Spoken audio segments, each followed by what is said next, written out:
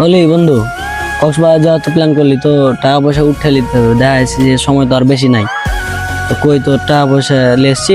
হ্যাঁ বন্ধু, এই জন্য আমি আজকে টাকাটা নিয়ে আসছি, দিব ভাবছি। এনে ধর।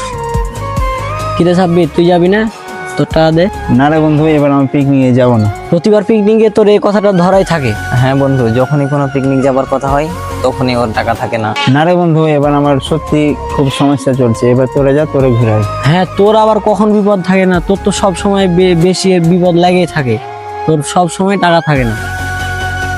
আচ্ছা ঠিক আছে বন্ধু, তাহলে তুই এবার থাক, আমরা ঘুরে আসি, তো এরপরে এবার যাবি। আচ্ছা ঠিক আছে, তারপরে তোরে এবার ঘুরাই।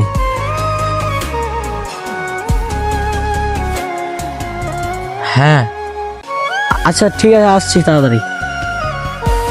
বন্ধু তুই থাক একটু, আমার ইমার্জেন্সি কল, আমাকে একটু তাড়াতাড়ি যেতে হবে বাসে। এই বন্ধু, দাঁড়া দাঁড়া দাঁড়া। বন্ধু দুঃখিত রে, কিছু মনে করিস না।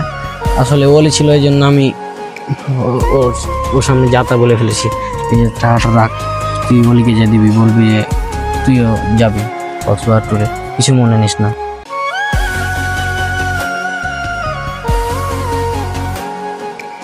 এই বন্ধু, দাঁড়া দাঁড়া দাঁড়া দাঁড়া।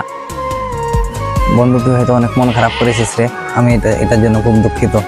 আমি আব্দুল্লাহ ছিল, এই কারণে আমি তোকে ওখানে অনেক কিছু যাইতে অনেক কিছু বলে ফেলেছি। বন্ধু, এই টাকাটা রাখ, তুই আব্দুল্লাহকে যেয়ে বলবি আমিও কক্সবাজার ট্যুরে তোদের সাথে যাবো।